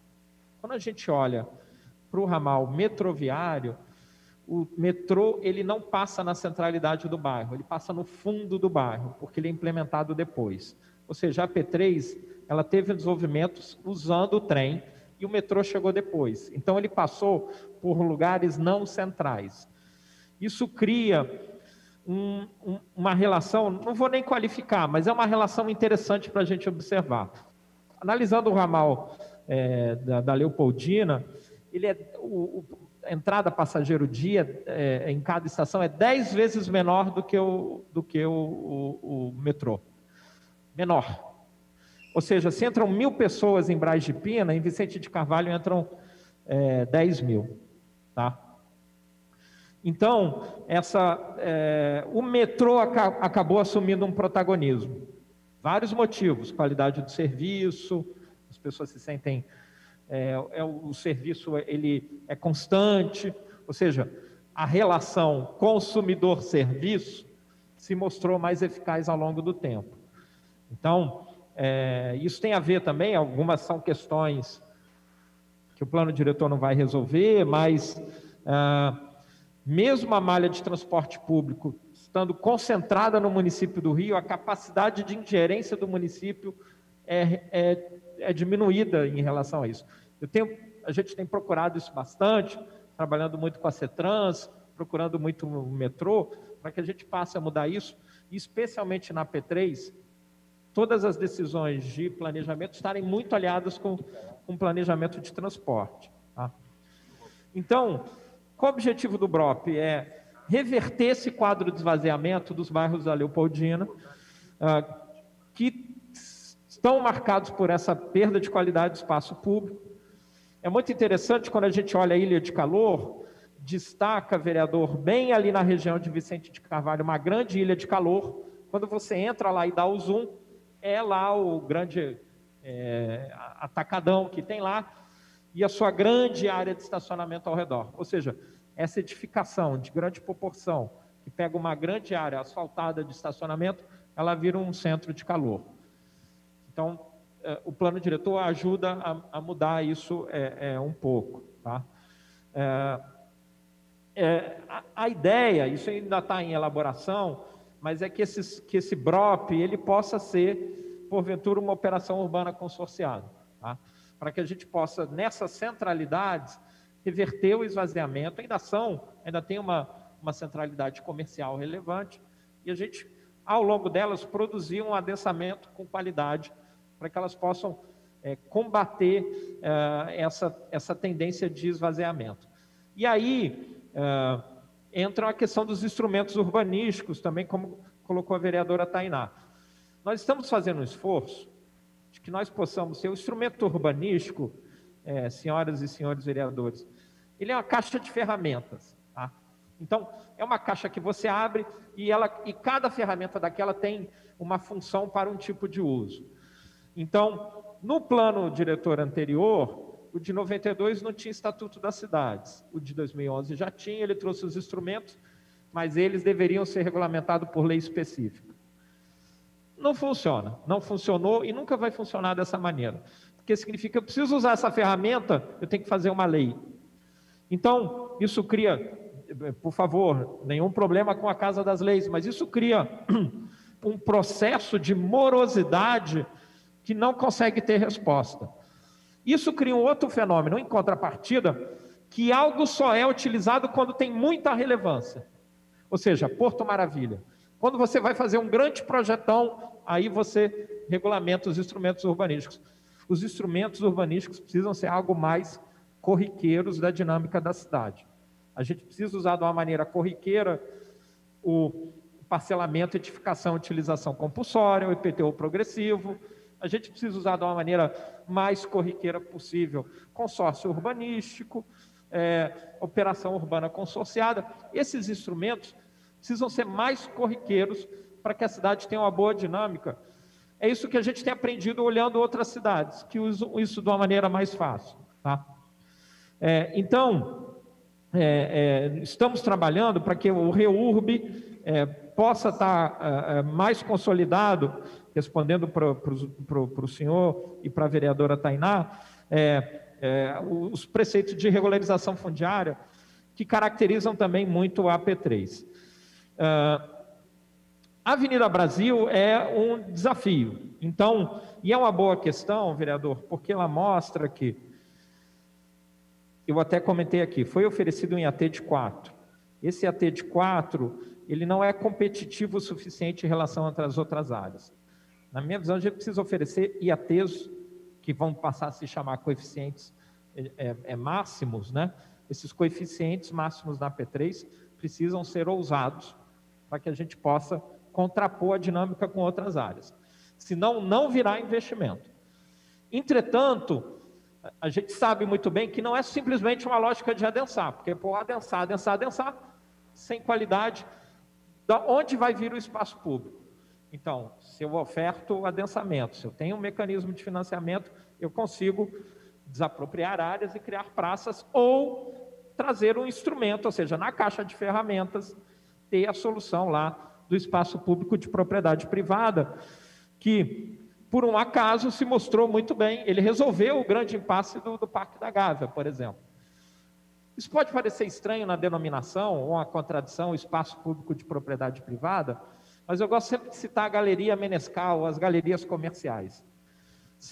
Ou seja, é algo que está dentro do lote privado, mas ele realiza uma função pública. Você pode circular, ninguém é impedido de circular, mas ele tem algum regramento específico, ele fecha. Tá? Então, esse é uma grande ferramenta, não estou dizendo que ela vai, mas é uma ferramenta importante de nós termos no plano diretor para poder resolver esses lados. Várias cidades que têm áreas muito adensadas, elas usam esse instrumento. Tentar dar mais concretude para o que eu estou falando. Você quer aqui fazer uma edificação, mas tem uma necessidade de criar espaço livre. Você deixa uma parte do seu lote livre e aquele volume que você realizaria naquela área, você pode realizar ele em cima. Então, seu prédio fica mais alto. Tá? Ou seja, isso significa dar mais liberdade em termos de solução arquitetônica, garantindo que o chão, o resto do chão, possa ter esse componente de oferecer espaço livre. Especialmente na AP3, acho que essa é uma ferramenta muito importante, que pode até ser usada conforme áreas específicas. Né? A área, por exemplo, do BROP, é uma área que poderia ter mais adensamento, mas adensar sem oferecer uma área livre, ela tem desafio. Estamos muito atentos à região do Riachuelo e do Rocha. Tem esses bairros que mantêm uma qualidade.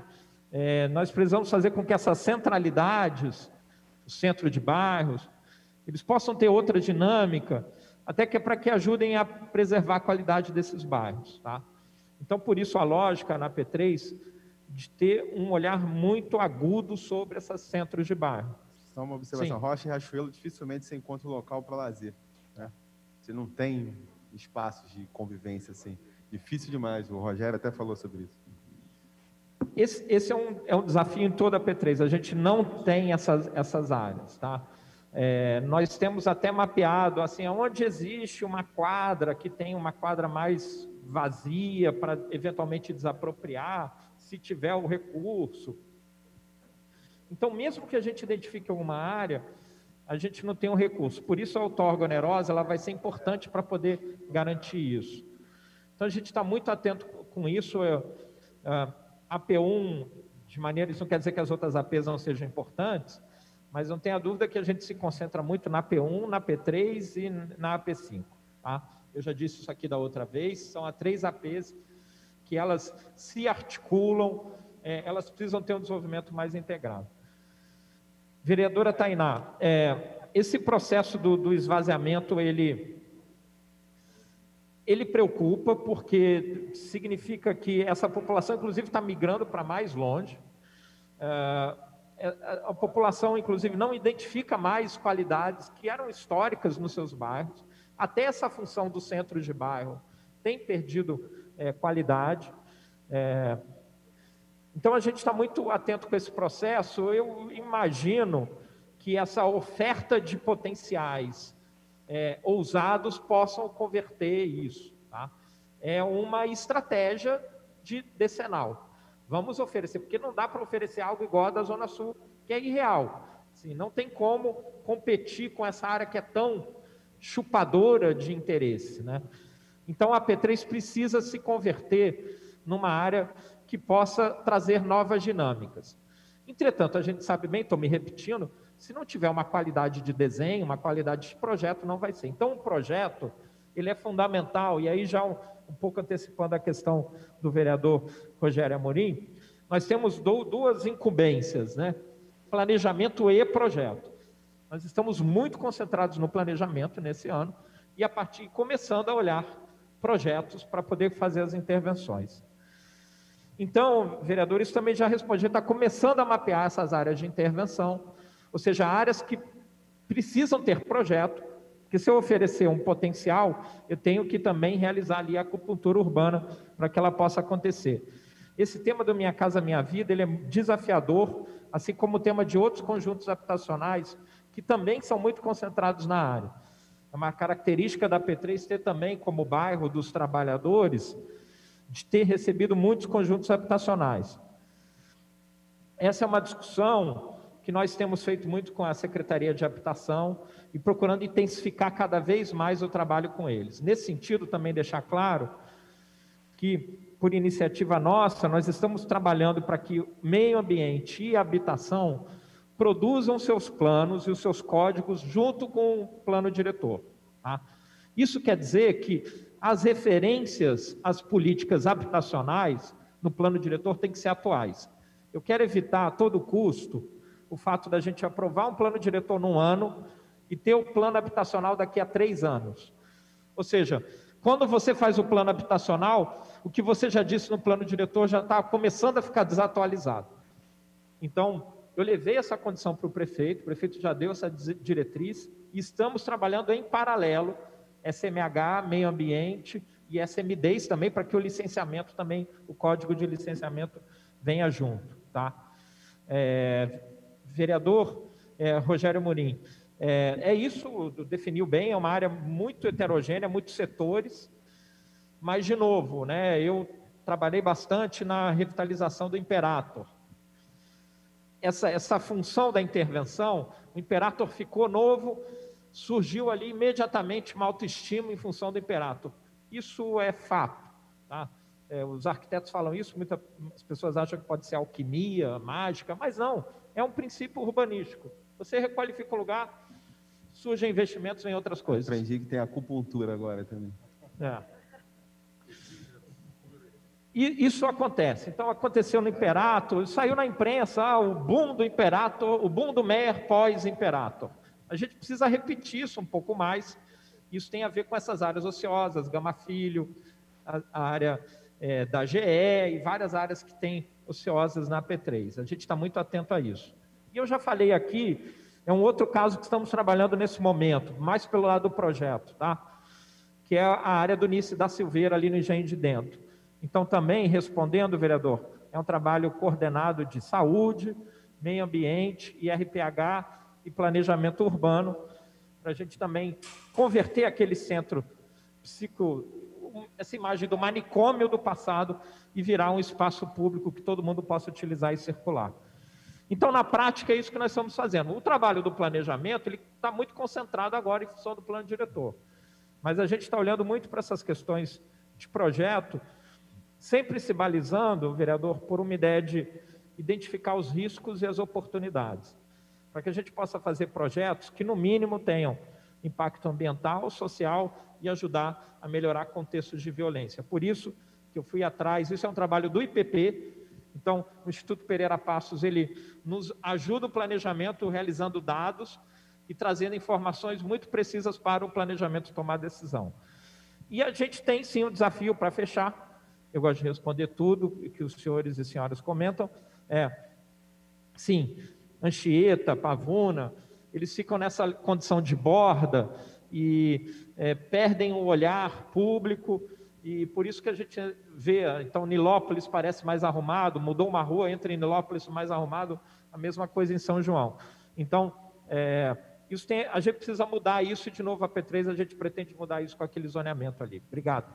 Bom, temos mais os últimos dois ainda inscritos, são os últimos por causa até do horário nosso, são os dois representantes da Rio Indústria. Então, iniciando pelo Celso Dantas, que é o vice-presidente da Rio Indústria, com a palavra. Depois a Mina. Boa tarde a todos, secretários, senhoras e senhores vereadores e secretários municipais, presidente. Então, o papel nosso está aqui presente. Primeiro, agradecer a oportunidade de estar participando dessa importante discussão, né, sobre o plano diretor e colocar a nossa visão, o nosso pensamento a respeito do que acontece hoje na cidade do Rio de Janeiro, do ponto de vista da atividade industrial. Nós, conforme foi dito já para alguns senhores, pela vereadora Tânia, se não me engano, a vereadora Rosa, nós estamos sofrendo uma perda acentuada da atividade industrial na cidade do Rio de Janeiro, aliás, no estado no todo. Aliás, ontem nós comemoramos o Dia da Indústria, e é uma comemoração que, de uma certa forma, lamentamos exatamente esse distanciamento da vocação industrial da cidade do Rio de Janeiro, do estado no todo. Então, é claro que hoje não existe um ambiente que seja completamente favorável à atividade industrial em função de questões de natureza que não estão apenas relacionadas ao município, mas como, por exemplo, a questão de segurança pública, que conforme foi colocado nas falas anteriores, é algo de uma relevância expressiva. Mas nós entendemos que existem condições de incentivar, principalmente, o micro e o pequeno empresário e o médio empresário, para que ele se mantenha ou para que ele venha, para que ele se desestimule a ir para outro município ou ir para outro estado.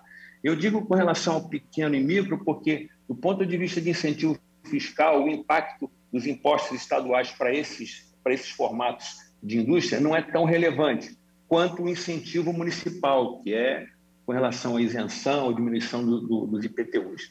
Então, assim, a atividade industrial é a atividade que pode trazer uma movimentação na economia, gerando empregos, são empregos mais qualificados, são salários de melhor valor, e é preciso que se pense isso como uma forma de avançar nos demais setores que dizem respeito ao ordenamento urbano. Eu queria aproveitar a oportunidade até para colocar uma ideia, que até falando um pouco do que a vereadora Tânia Bastos falou sobre a ideia do governador. Por exemplo, nós pensamos, né, que a instalação de uma atividade industrial incentivada na Ilha do Governador, ela vai estimular, ela vai criar, ela vai desenvolver o conceito de aeroporto-indústria, onde hoje já existe um desenvolvimento de um modelo semelhante em São Paulo, em São José dos Campos e em Minas Gerais, no aeroporto de Confins. Então, assim, pensar a indústria é pensar o desenvolvimento social, pensar em geração de emprego, é fundamental. E volto a pontuar, do ponto de vista das micro e pequenas, o incentivo da prefeitura, o incentivo municipal, ele é extremamente relevante.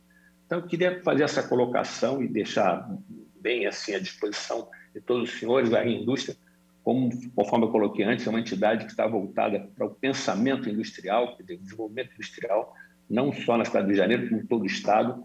E dizer o seguinte, mais uma vez agradecer a oportunidade e pedir um pouco mais vamos dizer assim, de atenção, de paciência, que a doutora Mina, que vai entrar a seguir, ela vai falar um pouco sobre a Avenida Brasil, que foi muito falada aqui nessa nossa reunião. Agradecer a todos, muito obrigado, presidente, por devolvendo a palavra. Obrigado, Celso. Passar agora para a Mina Caracuchance, que também é da Indústria.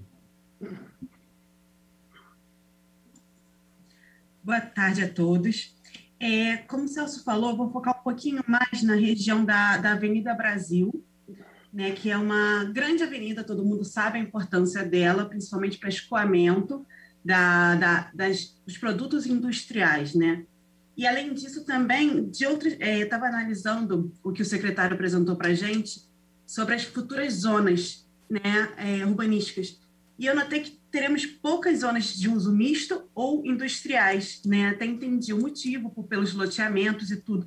Só que, conforme mesmo já dito anteriormente pela vereadora Tânia, pela vereadora Rosa, a indústria ela precisa ser fortalecida no Estado. A gente precisa, né, no município, no caso, a gente precisa recuperar essas áreas para que as indústrias voltem, porque a volta das indústrias, as novas indústrias entrando no município, ela agrega qualificação, qualidade de vida para as pessoas, qualificação para os empregados, que vão ser os moradores da área, melhora o transporte urbano também. Se a gente transforma aquela área em volta da Avenida Brasil, por exemplo, como zonas industriais de fato, né, apesar de a gente já ter tentado isso no passado, não ter dado certo pela falta de segurança, pela falta de investimento, a gente tem que tornar isso novamente possível, trazendo incentivo para a área industrial, justamente porque ela sendo uma área voltada para a indústria, a gente traz uma qualidade de vida melhor para os moradores da AP3.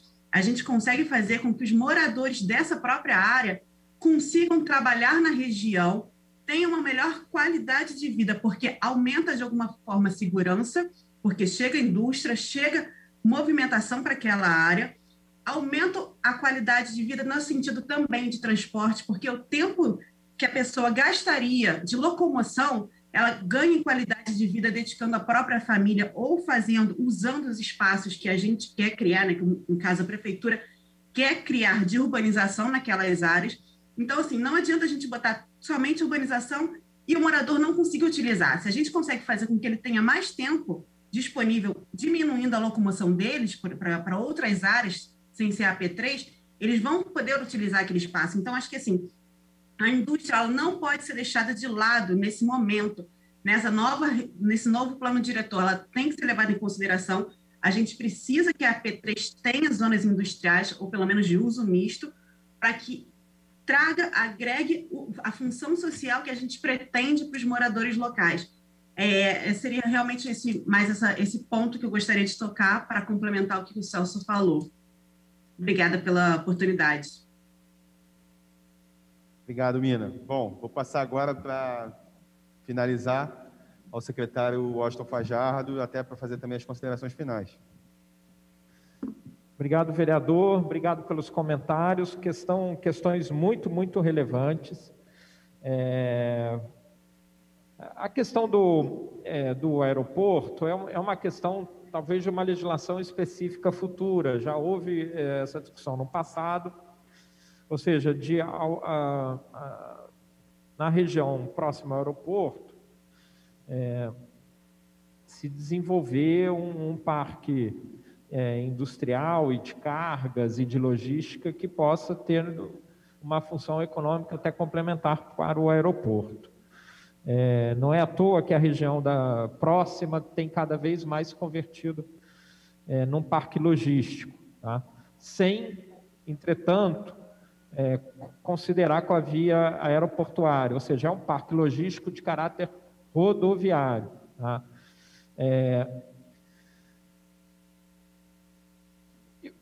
Essa é uma questão, eu vou depois aqui dizer, deixa eu falar outra coisa primeiro. A gente tem conversado no plano diretor, a gente diminuir consideravelmente a ideia de atividades e a gente falar mais de uma restrição de zoneamento por impacto, intensidade e incômodo. Tá? Isso é fundamental. Então, a ideia de atividade é uma ideia muito do século XX. Aqui tem tal coisa, não pode ter tal coisa do lado.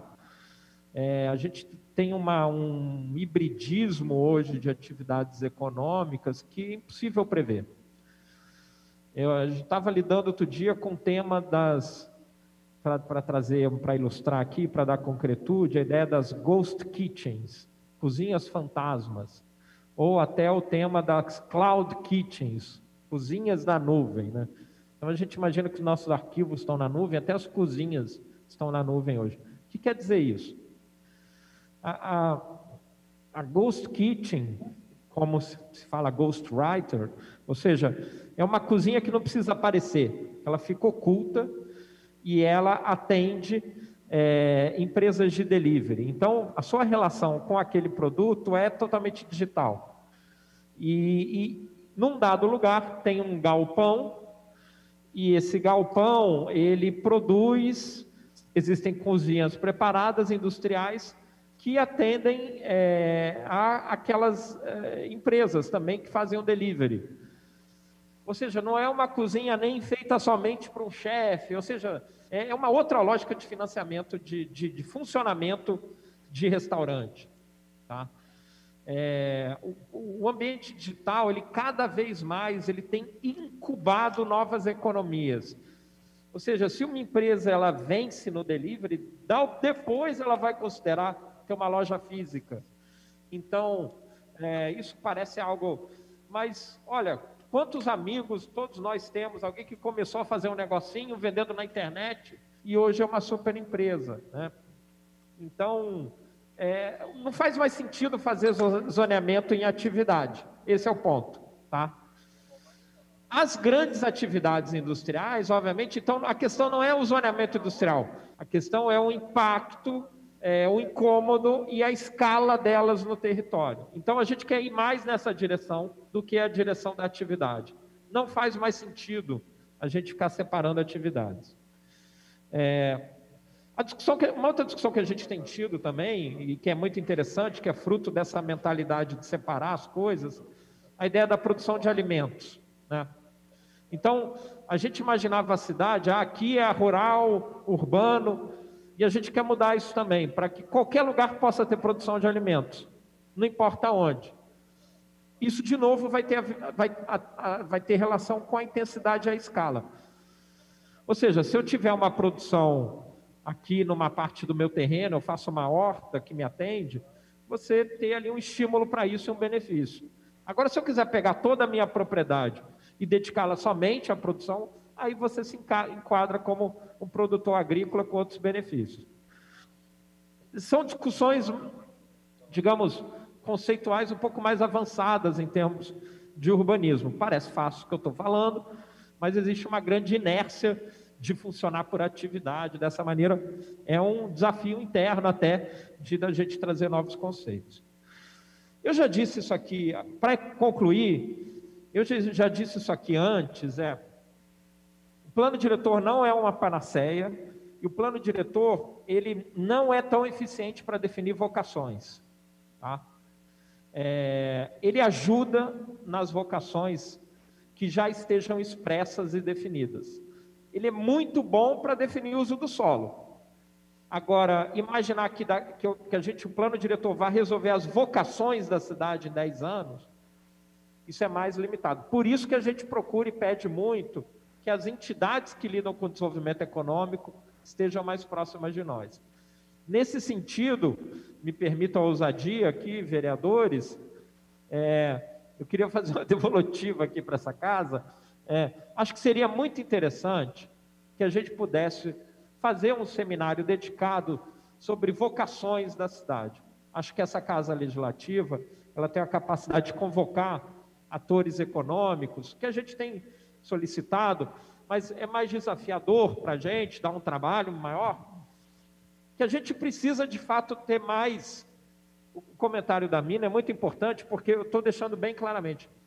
nós precisamos receber mais inputs sobre vocações econômicas. Tá? Só para... no início do ano também, a gente teve aqui uma comissão de representação do desenvolvimento econômico, né, que até gerou um relatório estabelecido pelo vereador Pedro Duarte e com outras situações.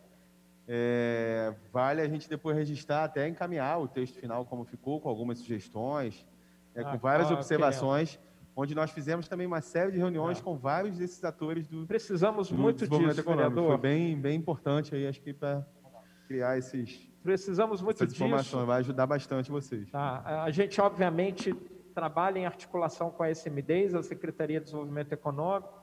A gente tem procurado cada vez mais a FEComércio, ela participa também. Temos procurado a Firjan, a gente queria intensificar isso. Tá?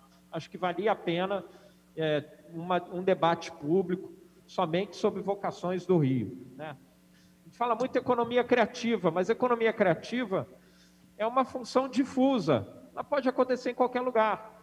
Agora, tem algumas vocações que precisam de solo urbano, como a Mirna Alerta, como o colega do aeroporto também traz o alerta. Né? Então, se a gente não recebe esses inputs, eu já quero deixar claro que o plano diretor ele não é o melhor instrumento para isso. Mas se esses inputs chegam com qualidade e o plano diretor consegue absorver, em 10 anos consegue dar uma resposta. Uma das sugestões, acho que até existe no plano diretor que está em vigor, a área de especial interesse cultural, né, a área de especial interesse social, e por aí vai. De se ter alguma definição de área de especial interesse econômico. Eu acho que isso seria fundamental para ter inclusão nesse plano diretor. Como nós temos feito essa discussão sem levar muito em consideração as atividades e mais incômodos impactos, isso é um pouco mais aberto. Mas, por exemplo, no âmbito da cultura, a gente tem discutido com a Secretaria de Cultura que as definições ambientais de cultura, elas são sempre olhando para o lado do patrimônio. Então, você cria uma área sempre de proteção de cultura, por uma cultura que já passou, está presente até hoje, mas é algo passado histórico.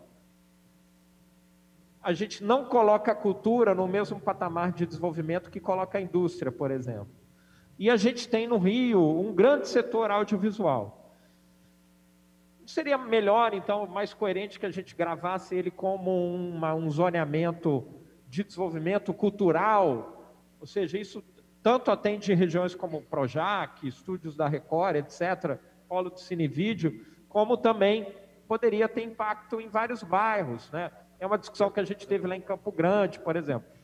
São discussões novas, e eu estou aqui, na verdade, pedindo até ajuda para que com os vereadores a gente possa qualificar mais essa discussão sobre vocações da cidade. Obrigado. Secretário, só pontuando com relação a isso, podemos, numa próxima oportunidade, inclusive, presidente, convocar pela nossa comissão o professor José Aranha, da PUC, ele, inclusive, já fez contato, ele fez um mapeamento, ele me apresentou muito bacana, apresentando hubs da cidade de desenvolvimento, né? Então, por exemplo, o da Gávea, quando você pega PUC, IMPA, ele nomeia 5, aí quando ele vai para o programa Centro, ele mostrou, são várias centralidades por toda a cidade, e ele mapeia instituições de ensino, polos industriais, e ele concentra isso e faz um cluster.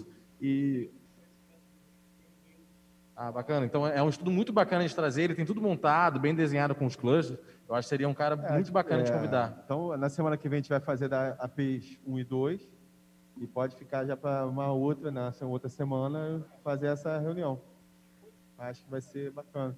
Inclusive, até registrar o Pedro, o Rogério, para todos. Eu tinha até marcado uma visita ao Polo Cinevídeo na sexta agora, só que teve que ser cancelada porque alguém que ia junto está com Covid. Aí, né, vai ser remarcada, vou até avisar, acho que vale a pena a visita. Fajardo, mais algum comentário? Encerrou? Bom, gente, eu quero agradecer muito a participação de cada um que esteve aqui presente, cada um que participou pelo Zoom. As considerações que são feitas são sempre importantes para ajudar no aperfeiçoamento do projeto que vai vir para a Câmara, que a gente vai depois discutir ali com ele já escrito. Como a própria Valéria falou, de uma semana para cá teve alguma mudançazinha naquelas macrozonas que vocês falaram na semana passada. Então, acho que é muito importante a participação de todos nós. Cada vereador conhece muito as suas próprias regiões de atuação, os seus nichos de atuação, e isso, com certeza, vai ajudar bastante nessa discussão. Então, agradeço a presença de todos, agradeço a assessoria da Câmara, como sempre, dou por encerrada a audiência.